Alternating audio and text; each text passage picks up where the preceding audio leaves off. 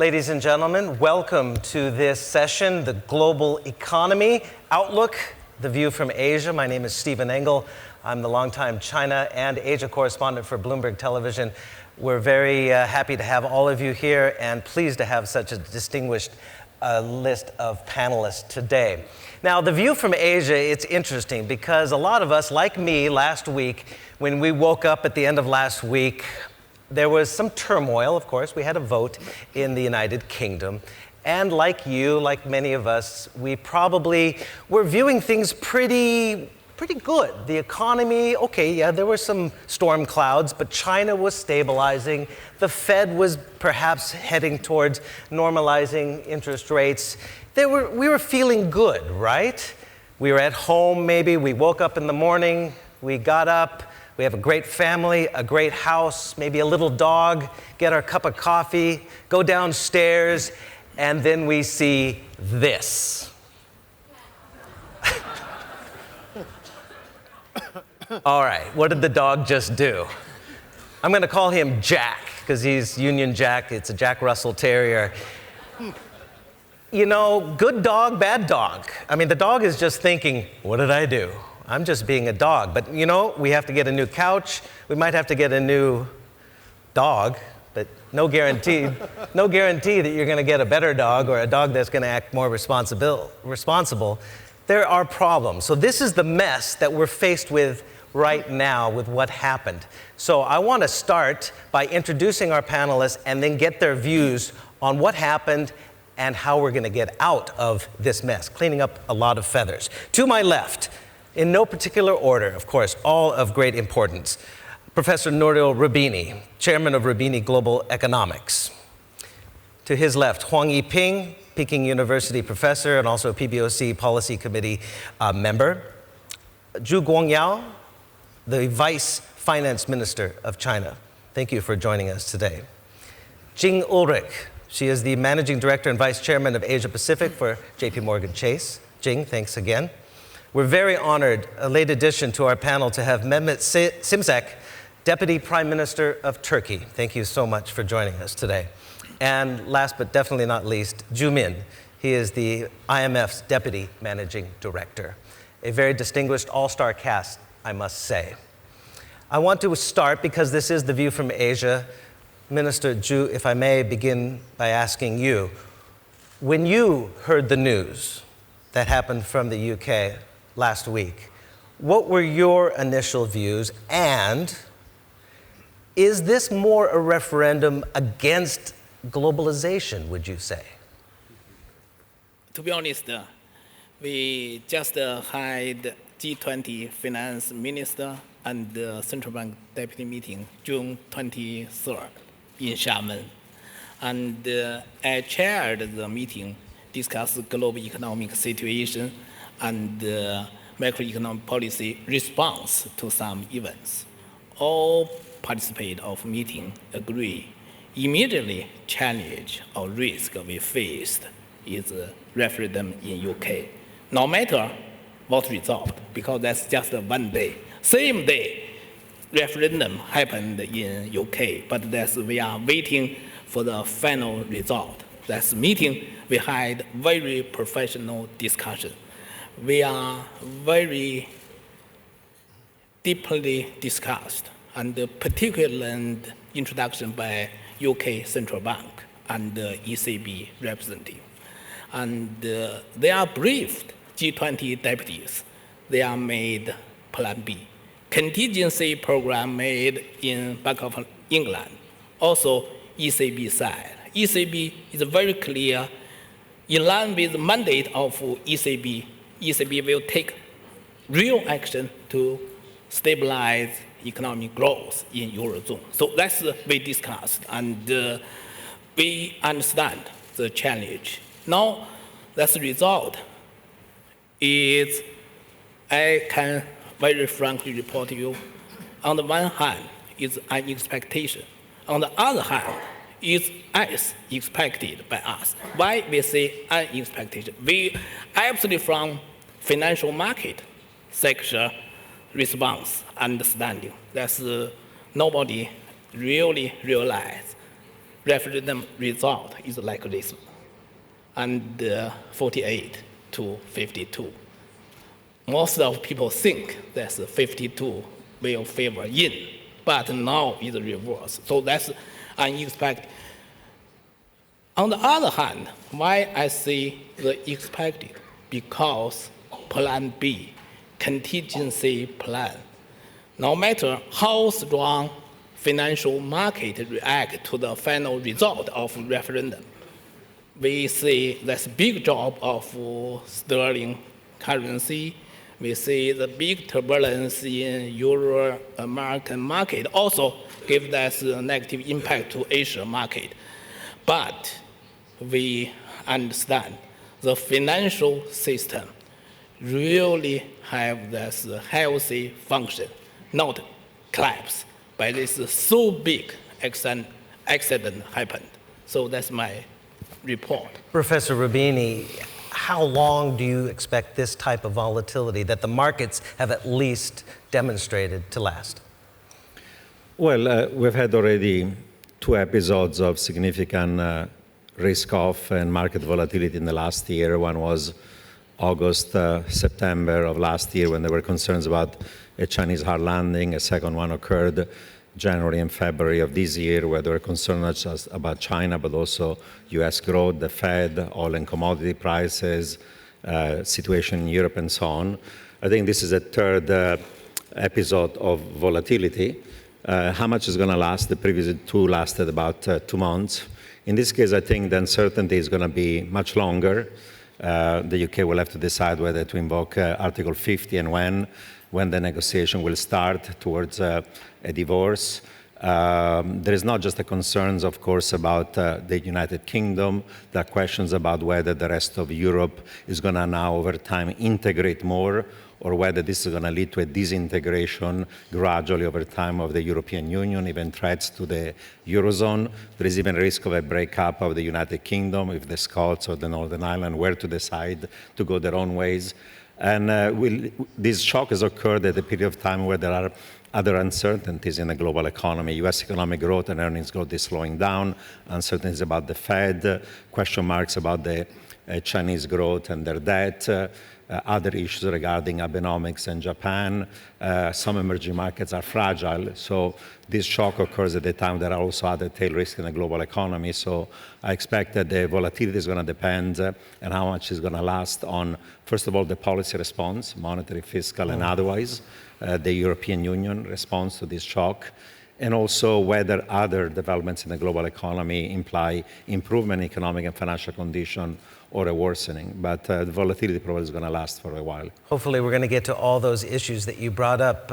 Jing, perhaps you can weigh in here, because China was already looking at how to respond to rising interest rates in the United States. They're also dealing with their slowing economy, their rising debt levels. Now, all of a sudden, this shock came along. How do you see China's response will be? Well, so far, what we've had is a shock to the system. It is not yet a crisis. The Chinese economy, as we know, is a continental-sized economy. So it has a very strong and vibrant domestic market. Clearly, this shock is not a welcome. However, I think China has a wherewithal to deal with it. If you look at the Chinese economy today, it is the second largest economy in the world. It is contributing about 35% to global growth. So $11 trillion economy. If you look at the US, it is about $17 trillion in terms of the size of GDP. But the US is growing at 2%. China is growing at 6 to 7%. So the US is contributing about 17% to global growth. Now we look at the European Union. With Britain, the European Union is around $18 trillion. Without Britain, the European Union's GDP is about $15 trillion. But the growth rate of the EU and UK clearly will go down in the wake of Brexit. Yeah. So therefore, the contribution made by EU to global growth is around 8%. That's what China's contribution was back in 1996. So that basically speaks to the very large importance of China to the global economy. So in the wake of the Brexit vote, I think the Chinese government will respond quite swiftly to stabilize the domestic economy and domestic sentiment. In terms of fiscal policy, I think the central government will continue to pursue a proactive fiscal policy, investing in infrastructure, investing in social welfare. In terms of monetary policy, we think the monetary policy in China will be relatively neutral instead of tightening, because I think Brexit has basically meant global central banks will have to remain rather accommodative. Also, US interest rates will not rise anytime soon. I think expectations for a US rate hike in July and September really are minuscule now. Right. So perhaps this year we won't get any increase at all in US rates. This will actually give China and emerging markets some breathing room, because people were always afraid if US rates rise, there'll be more capital flight from emerging markets to the US. I think in wake of the Brexit vote, all central banks will have to remain rather flexible in terms of their monetary policy, leaning towards more accommodative policies rather than tightening. Jumin, what is the view from the IMF? I think the few things, and obviously the referendum have a negative impact on the UK growth. We forecast in the next 3 years, accumulatively, in the baseline, you can lose 1.4% of the GDP. If in a severe case, if the investments really slow down, consumers' confidence drop further, and the trade flow slow much bigger than we thought, in 3 years, accumulatively, they can lose roughly 5.6% of GDP, which is quite big. I think that's the first round issues. But more than that, I think this referendum really created quite a big political uncertainty around the whole world, not only for the region.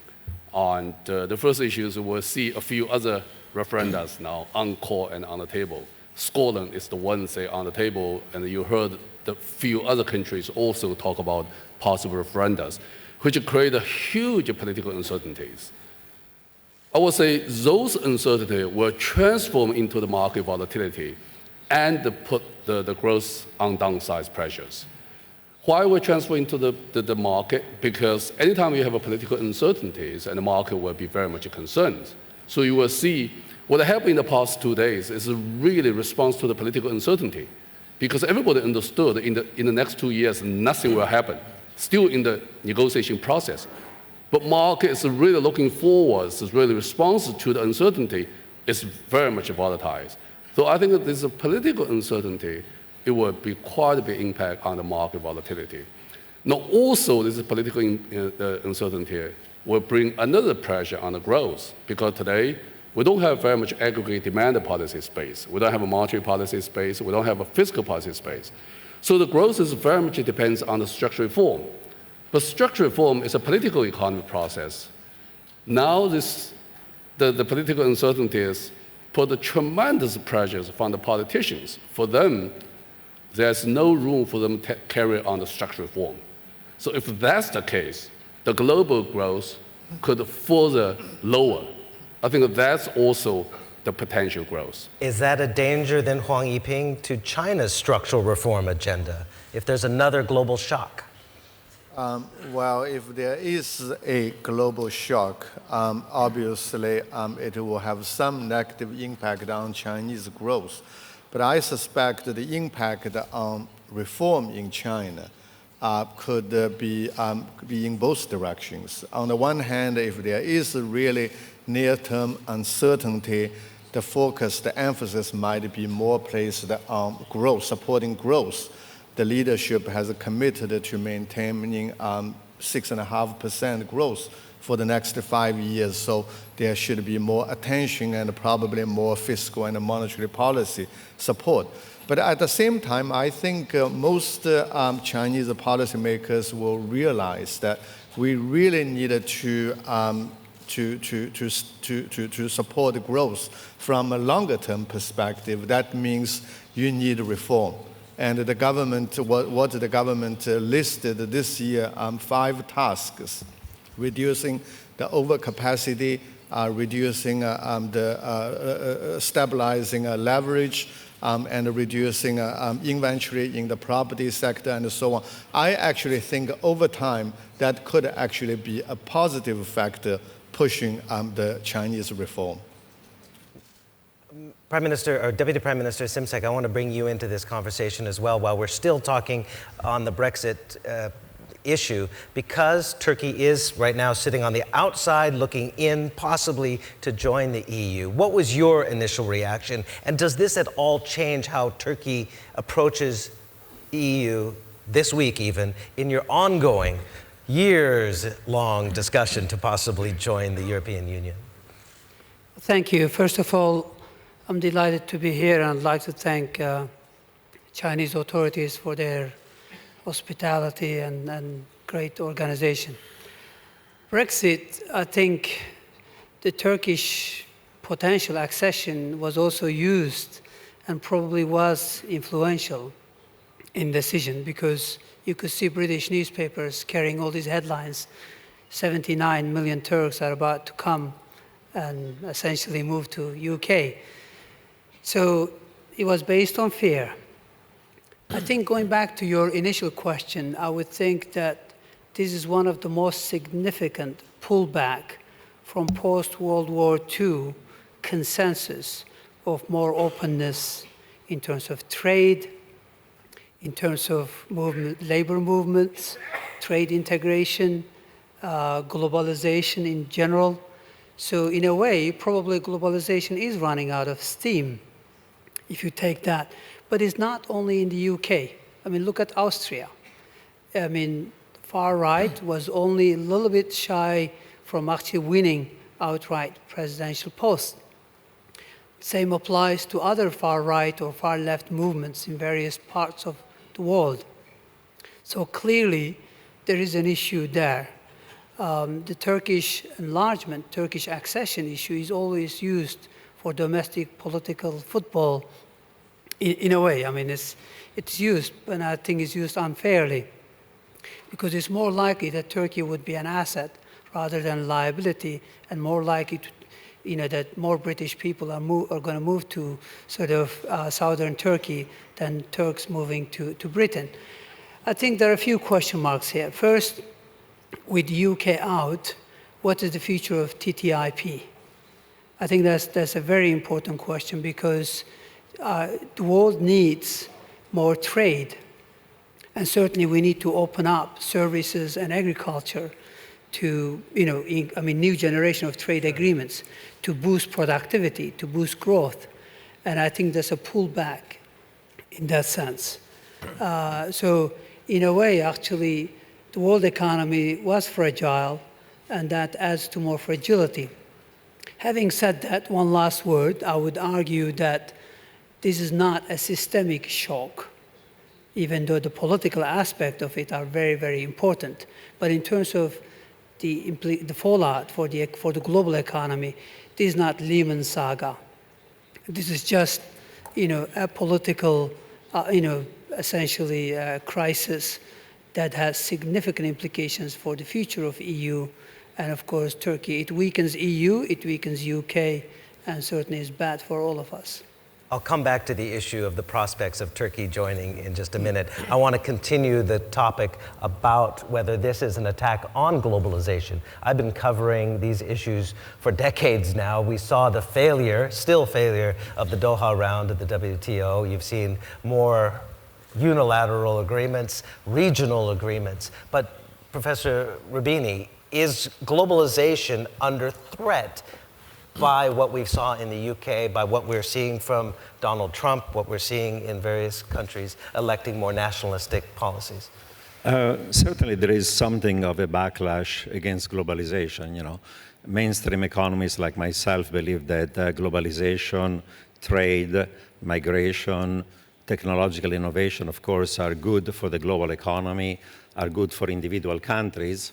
But we also recognize that there are, at least in the short run, winners and losers. And we saw it even in the UK referendum, was the gap between rich and less rich people. between young and old, between skilled workers and less skilled workers, between urban and rural, between more educated and less educated, between people that are living in diverse communities and those who don't. And then we have to recognize that this kind of pressure now is becoming severe. Look at the United States. On one side, you have Donald Trump representing the angry white blue-collar workers that have been hurt by trade, globalization, migration. On the left, you had Bernie Sanders challenging Hillary Clinton, representing white-collar and blue-collar are also concerned. You saw it in the UK. And think of it this way, US and UK have done better than continental Europe. Unemployment rate is low, job creation is substantial, but in US you have Donald Trump and Bernie Sanders. In the UK, because of the worries about a bunch of Polish plumbers, they decide to now leave the European Union. And in continental Europe, the unemployment rate is 10%, a third among the young, much higher in Spain and Greece. There's not much job creation, there's not much income creation, and no wonder that there are now radical parties of extreme right and left that are both in the periphery of the Eurozone, whether it's Italy, Spain, Portugal, Greece, but now increasingly also in the core of the Eurozone, from Austria to Germany, to Netherlands, to Sweden, to Finland, where anti-Euro, anti-migration, anti-Muslim, anti-trade, anti-globalization. So unless we as society address the issue that there are going to be gainers and losers, and you have to give training, education, skills to make sure that everybody survives and thrives in this globalized and digitized global economy, we're going to see political manifestation.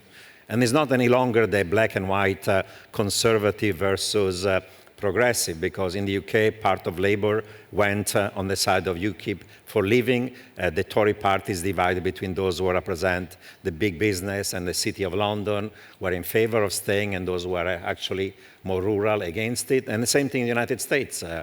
Democrats who are in favor of globalization and those who are against it. The Republican Party is split. Tradition was representing Wall Street and big business, but now a good chunk of the Republican Party was socially conservative and voting for Republican, realizes that trade and globalization has hurt them and has found Donald Trump representing them. So it's not the traditional division between right and left, because there is a fundamental division between losers and winners.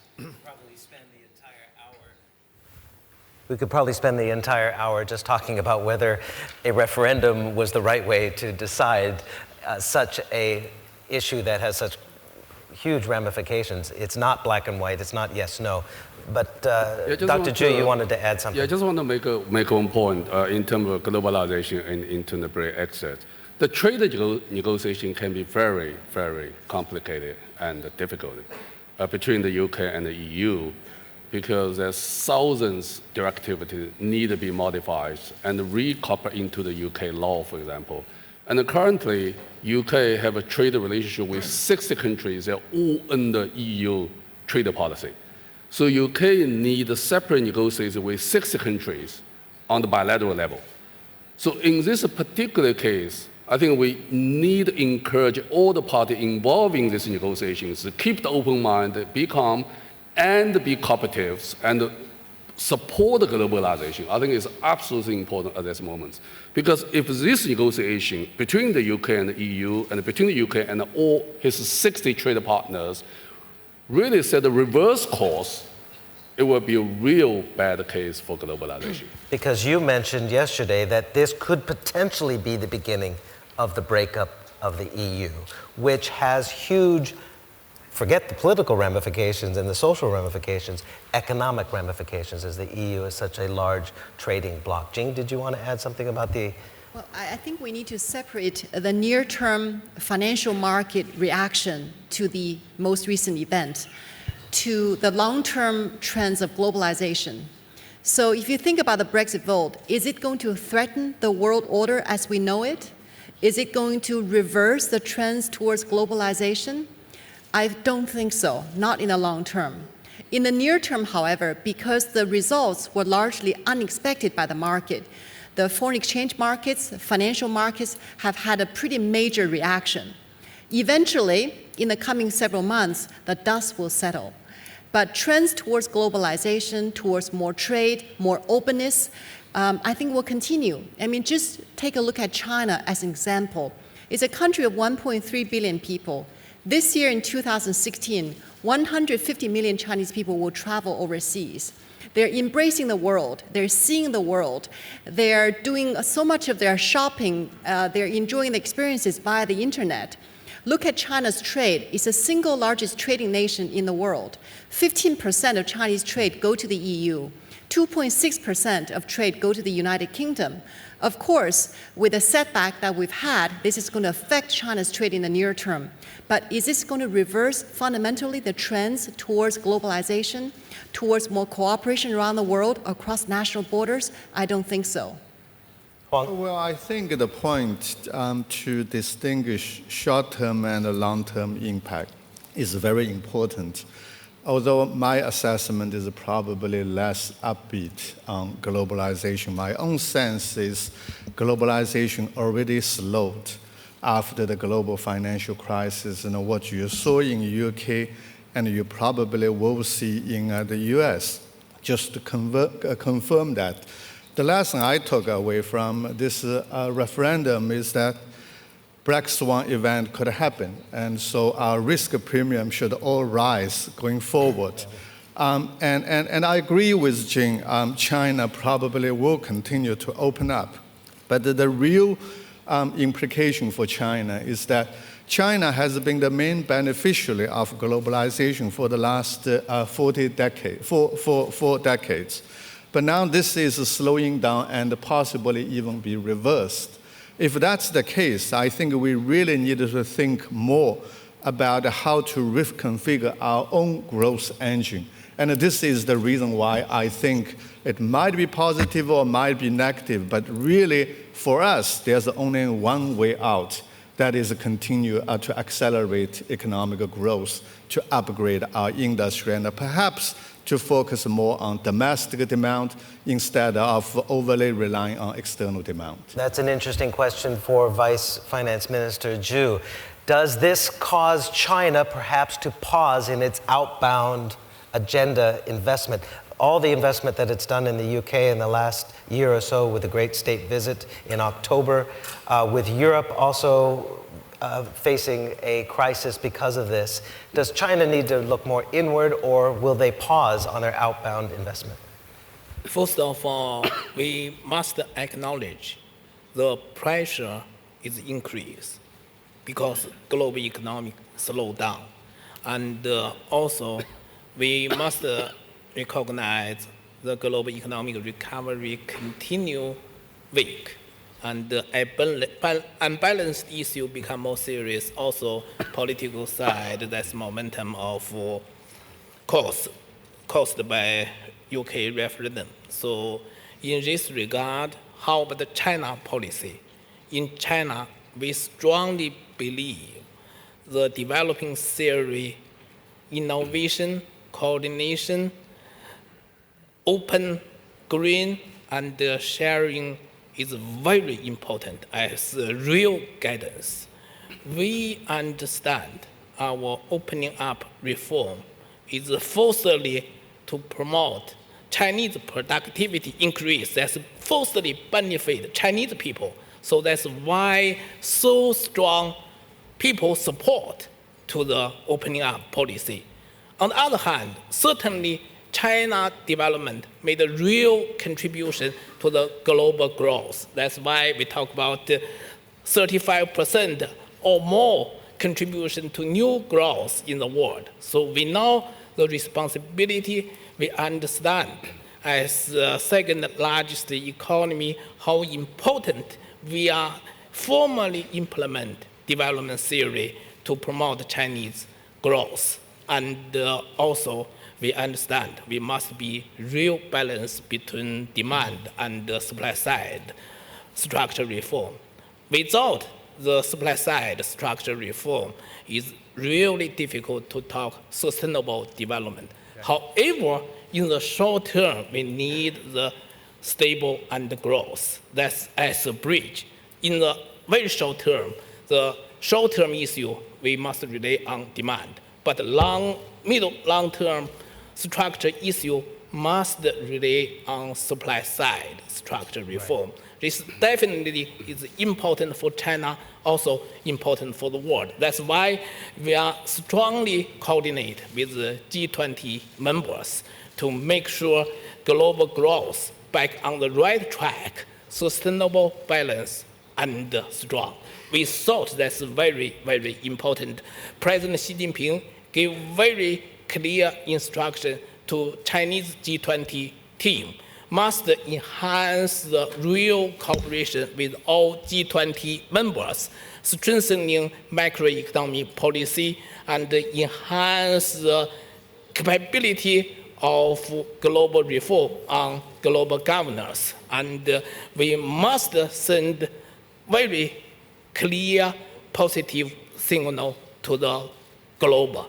G20 should show solidarity and promote global growth. That's why we understand our responsibility. That's why the world just watch the leadership of China can play to promote very successful G20 Hangzhou summit.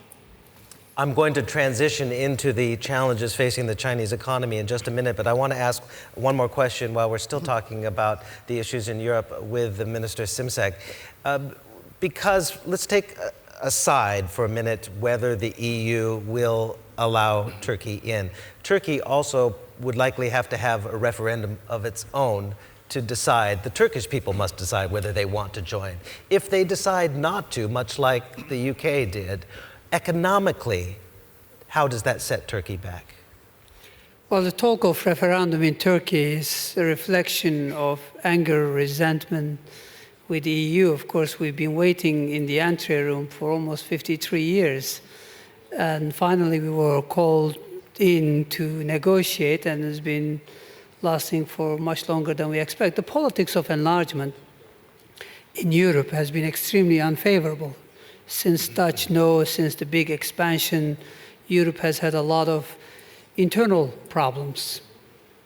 I think if Europe is going to push for United States of Europe, more centralized institutions and power, that could lead to disintegration. But I think Europe has been a success story in terms of creating a prosperous and peaceful region. And in that sense, Turkey needs Europe, because if we want to enhance standards of democracy, strengthen rule of law, boost fundamental rights and freedoms, build quality institutions, I think Turkey has no alternative to EU. So in that sense, from a Turkish perspective, the path to accession, the journey itself, is more relevant than the end game. In my view, the end game is secondary. If we do everything to become an EU member, and if we end up not becoming, either because Turkish people don't want or Europeans don't want, it'd be great for Europe and great for Turkey if Turkey was to become Norway or Switzerland to Europe in terms of, be part of essentially trade network, but not necessarily be part of the institutions. So to keep it short, I think journey is still very relevant. There is no alternative to EU as far as Turkey is concerned and Turkish deficit in terms of, enhancing, as I said, rule of law and standards of democracy. In terms of the economy, Turkey is the sixth largest economy in EU and has the potential to become one of the top three very easily, because working age population in Turkey is rising at about 2% per year versus almost 0% for EU 28. Turkey has a lot of dynamism. So if we put our own house in order, continue with structural reforms, I think we could be in the top three, and that could help Europe, make Europe more meaningful economic zone, because Europe is losing ground. And it certainly would be great for Turkey, because Turkey is the largest convergence story in that time zone. Okay, before the dog tore up the couch, our biggest issues, of course, were the China slowdown and the potential interest rate hike in the United States. Would you all agree? Jing, I believe you already said that the Fed most likely is going to pause this year. Would all of you agree? your thoughts on what the Fed might do and what's the new normal now? We think that's the key economies in the world. That's very important to enhance macroeconomic policy. That's certainly U.S. as the largest economy and the largest currency issue dominate, and have this good communication with the market become more important. We welcome Chairman Yellen and the Federal Reserve have this gradually keep this communication with the market. That's indeed important.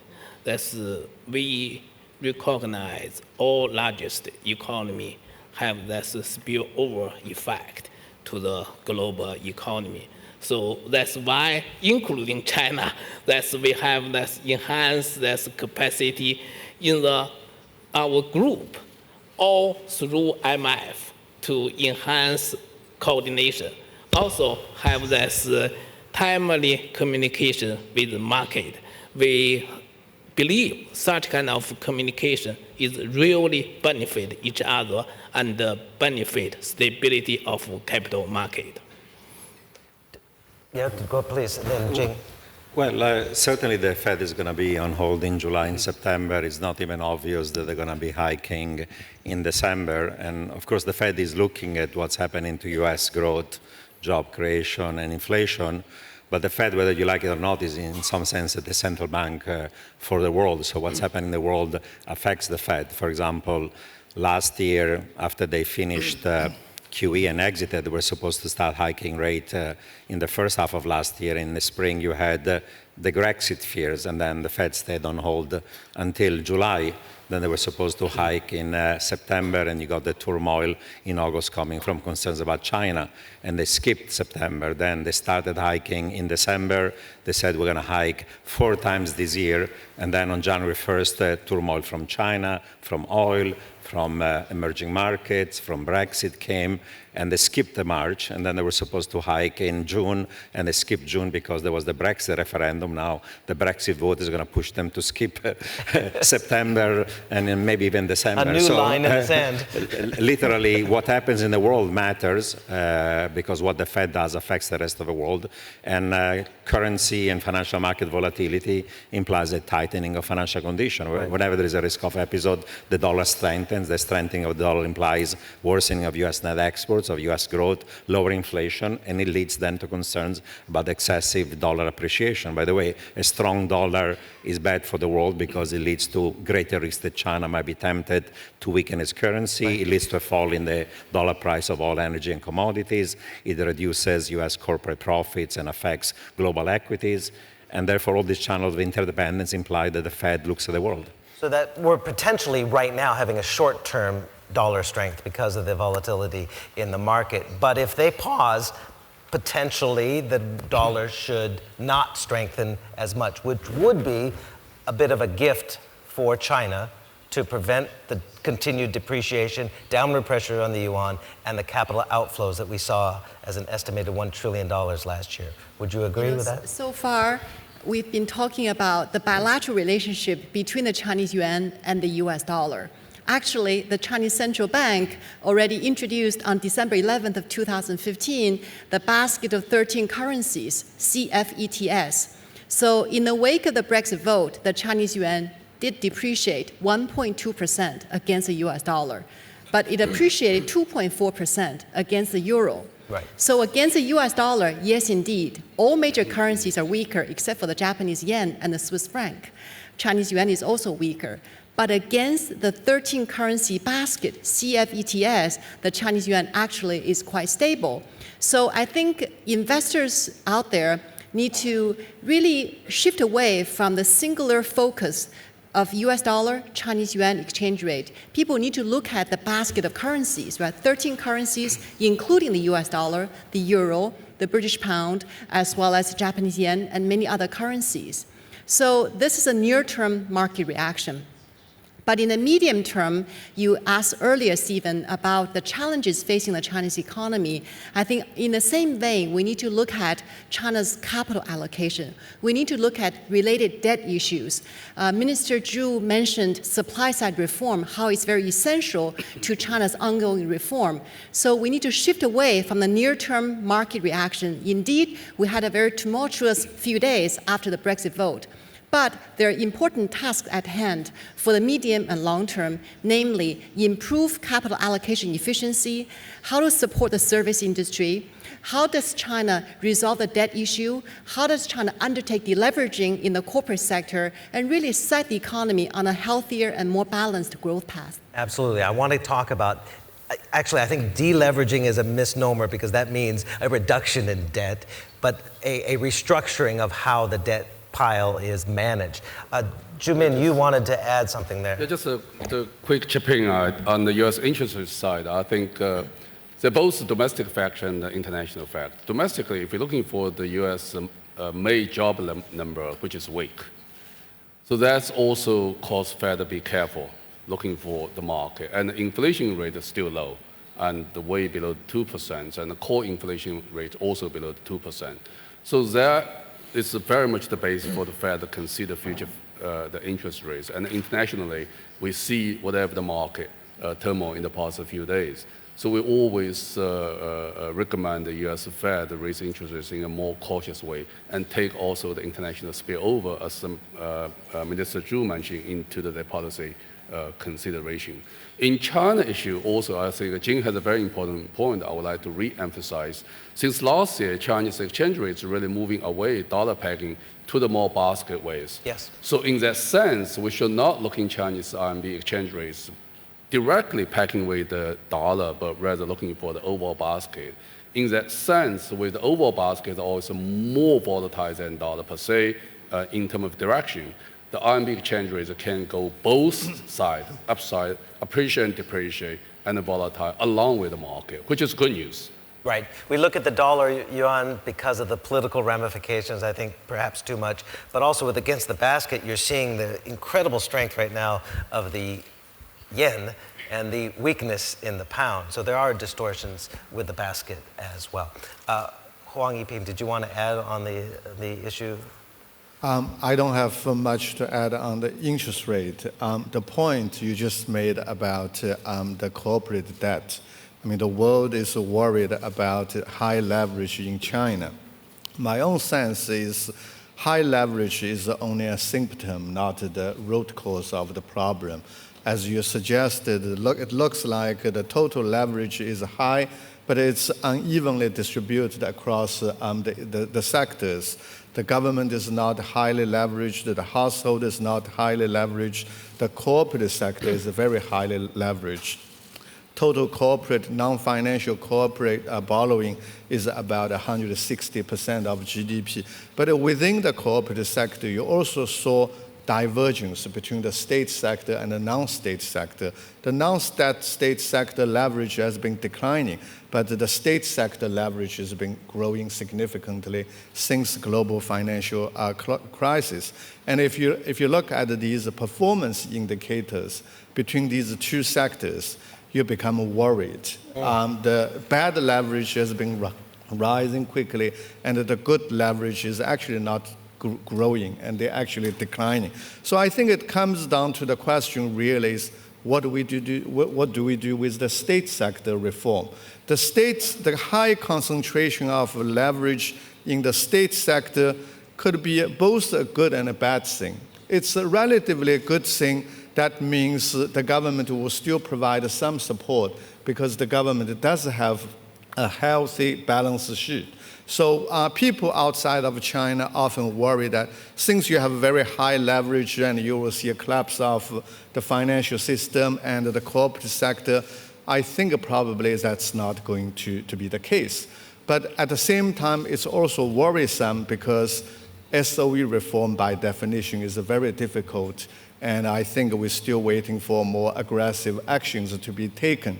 The real story, I think, we need to wait and see how do we deal with overcapacity, zombie firms, Right. and these are the firms happen to be in the industries where leverage ratio is very high. So if we can make some breakthroughs in these specific areas, we actually can go very long way in reducing the aggregate leverage. Yeah, and the transition to services-led economy is happening. Services and IT companies are hiring more people, but it's going to take time to lessen the impact of the job losses at those state-owned companies, which is a big concern. Well, I think, what I describe the current challenge for the Chinese economy today is really the battle between the old and the new economies.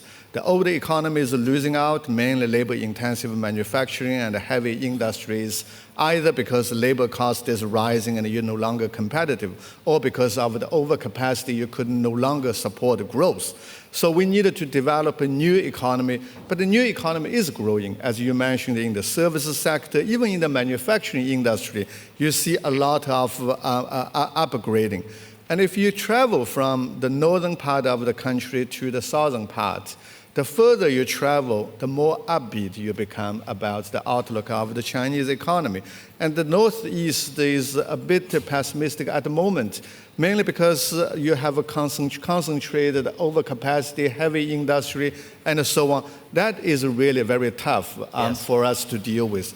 If you go to the south, go to Shenzhen, I don't think you need to worry. The economy is very vibrant. The new global brands are emerging, and innovation, industrial upgrading just happening every day. Yeah, I lived in Shenyang in the Dongbei 25 years ago, and that was going through its first real main transition, disinvestment from the state sector, and they're going through similar pain right now. Very tough. I'm curious, on the surface, do you see, or what percentage chance of a banking crisis happening in China? Because if you talk to the pessimists, and outside of China you hear a lot of pessimists talk about the off-balance sheet liabilities in the wealth management products in particular, built layered upon layers, built on the underlying assets that are pretty weak. And then you have other banks investing in their own wealth management products, and it doesn't seem to be, or it seems to be a house of cards. Did any of you, do you want to join in on this? Sure. I'm happy to comment on the health of the banking sector. Sure, the Chinese banking sector faces challenges, but we certainly do not expect a banking crisis. For one simple reason is that the source of funding for the Chinese banking sector remains quite secure, which is through basically deposits. In the Chinese banking system, you currently have 23 trillion US dollars equivalent of RMB savings. This is the single largest pool of savings in the world. The second largest pool of savings is in Japan, it's about $10 trillion. So roughly 200% of the Chinese GDP actually sits in the Chinese banking system. And the source of the deposits are from households, roughly 55%, and 45% is corporate deposits. So Chinese banks rely on deposits for funding rather than through the wholesale banking market. That's one important difference between the state of the Chinese banking sector and the banking sector in the US during the financial crisis. Now, the sources of funding, I would say, are secure because the Chinese deposits will not leave the system. China remains a country with a capital account controls because the currency is only convertible on a current account, not on the capital account. Also, if you look at Chinese banks, their actual capital ratios are quite high by global standards. Of course, non-performing loans are rising because the economy has been slowing. Also, as Professor Huang mentioned, you do have some zombie industries in the traditional sunset industries which are absorbing a large share of the loans, and they may not be able to pay back those loans should growth slow further. But given the high capital adequacy ratios, given the source of funding for the banking sector are relatively secure, we think the Chinese banks can actually tackle the non-performing loans ratios. However, we need to have a mechanism, right? How do you deal with NPLs? Do you move the NPLs off the balance sheets of the banks into other entities, such as asset management companies? Or do you convert the loans into equity, debt for equity swaps? But it's swapping bad debt for bad equity. Well, that's one line of argument, right? I think there needs to be a mechanism to reduce moral hazard. If companies and banks think they will be bailed out in the event of a default, they will never reform themselves. So the market discipline needs to be much stronger. I think traditionally the Chinese economy has been relying too much on bank lending for financing.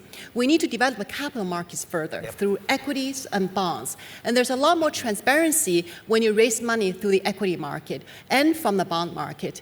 Investors from around the world should be allowed to participate more freely in the Chinese capital market, injecting a sense of discipline, but also introducing a strong sense of governance into the Chinese capital market.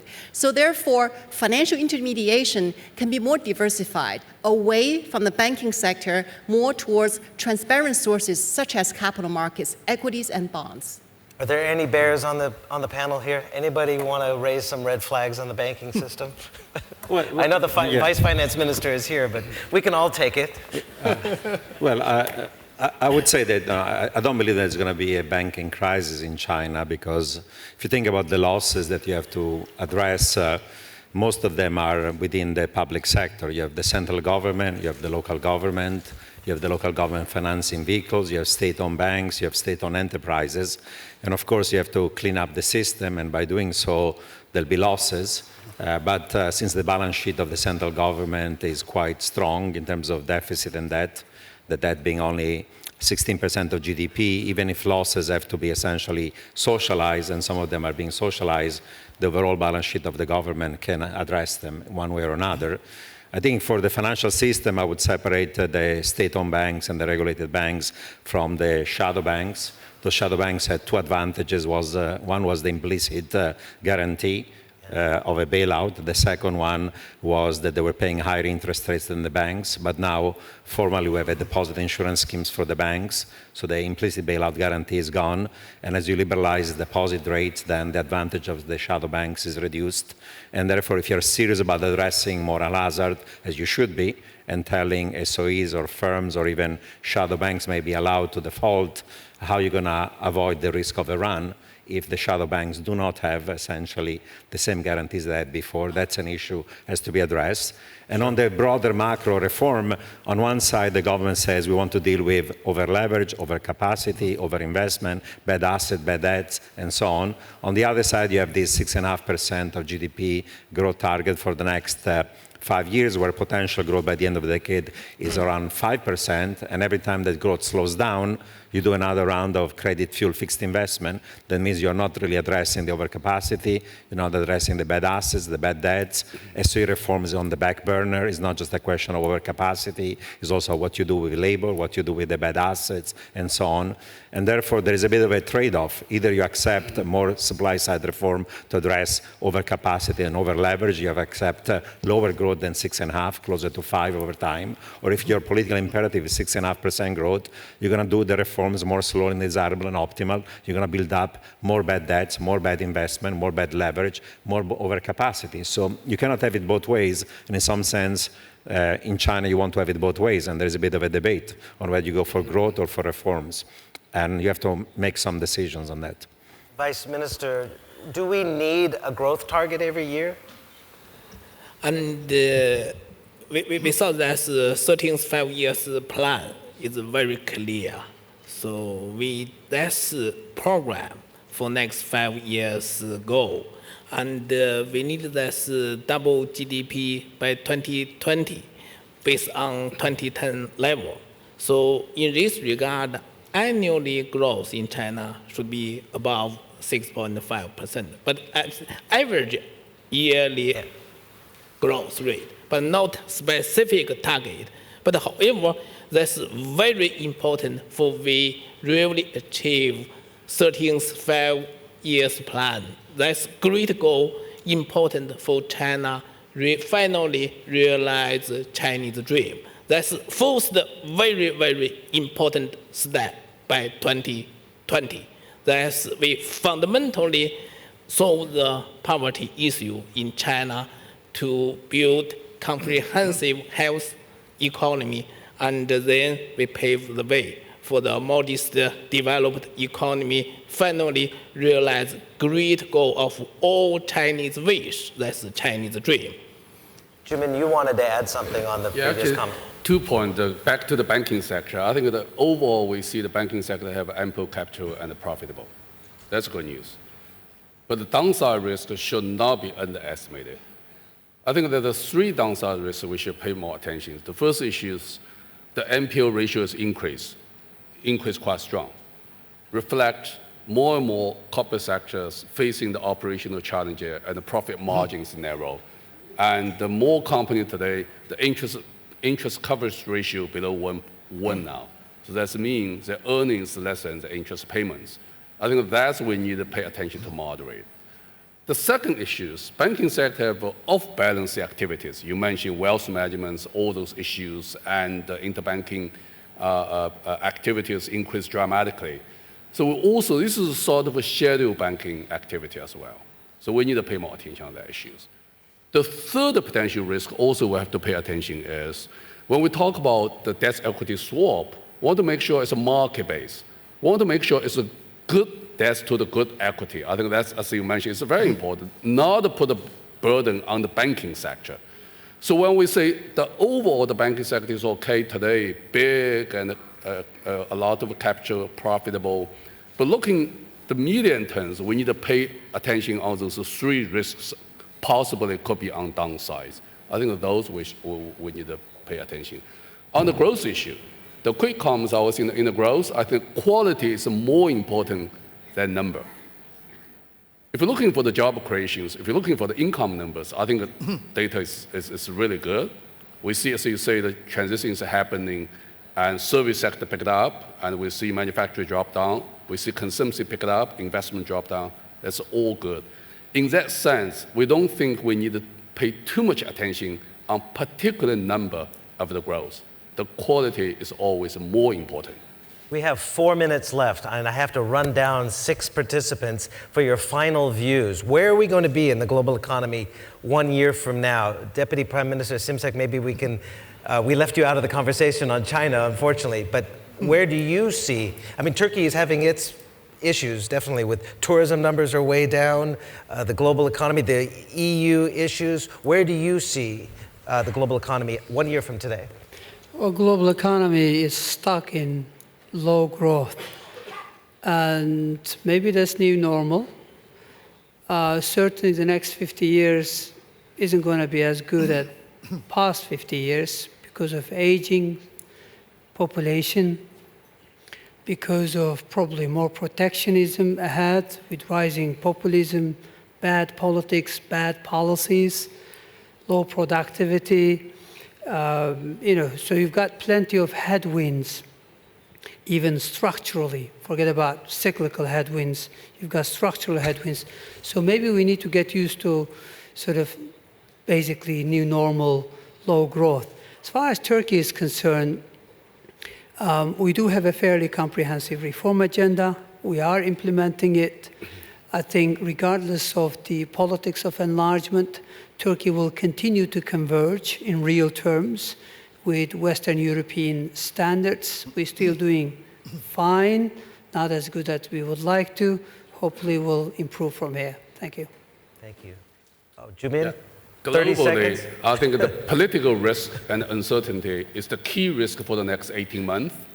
If the global leader can work together, particularly under the G20 leaderships, can contain these political uncertainties, push for the structural reforms, we probably will be able to maintain the growth rates next year in line with the growth rates this year. But if we failed, the growth rates can be further lower. Dr. Roubini, you said a couple of years ago that the mother of all asset bubbles was going to burst this year. Well, leaving aside asset prices and looking at the real economy, I think we're stuck in this new mediocre, the way the IMF calls it. Potential growth has fallen in advanced economies and emerging markets. Actual growth is below potential because There is painful deleveraging now going from advanced economies into emerging markets that releverage very much. And now we have a variety of political uncertainties, starting with Europe and the UK, but also around the world. There's going to be market volatility. And there are constraints to what we can do in terms of monetary policies, reaching the limits of what we can do. Fiscal policy is constrained by politics and excessive debt and deficits, even if there is some fiscal space. And structural reform occur both in advanced economies, emerging market, more slowly than desirable because of the political economy of it. And therefore, I think the risk of a global recessions are still limited. The risk of a global financial crisis are limited. But the risk that we're going to be stuck into growth that is mediocre, and maybe even more mediocre a year from now than it's today, it's a meaningful risk. Huang Yiping, quickly. Well, my greatest fear for the global economy next year is that the backlash against globalization would probably become more serious. And I think this is just the beginning of it. So hopefully, so I'm not very optimistic, but hopefully we in China can keep our own house in order and maybe also play a role in playing international leadership in countering that impact. Jing, and then I will give the final word to Vice Minister Zhu. Well, our assessment of the global economy is one of large dichotomy across regions and across sectors. So here in Asia, China and India will still deliver pretty strong growth despite the challenges facing the world economy. Other countries such as Japan, UK, and also the European Union as a whole will experience low growth or no growth. The US economy probably 2% in the coming year. So there will be quite wide regional divergence across different parts of the world. In terms of sectors, there will be a big contrast between the new economy sectors and the old economy sectors. New economy powered by the internet will grow very healthily, while the old economy sectors, manufacturing, will need restructuring and creative destruction for them to survive the current challenging global environment. Minister Zhu, the final words. Just one sentence. I strongly wish global economy will restart from Hangzhou G20 summit. Thank you. That's in China this year, in Hangzhou, I believe, yes. Ladies and gentlemen, please give a warm round of applause to our panelists, as well as to Jack the dog. He has some answering to do. Thank you very much for joining this televised discussion.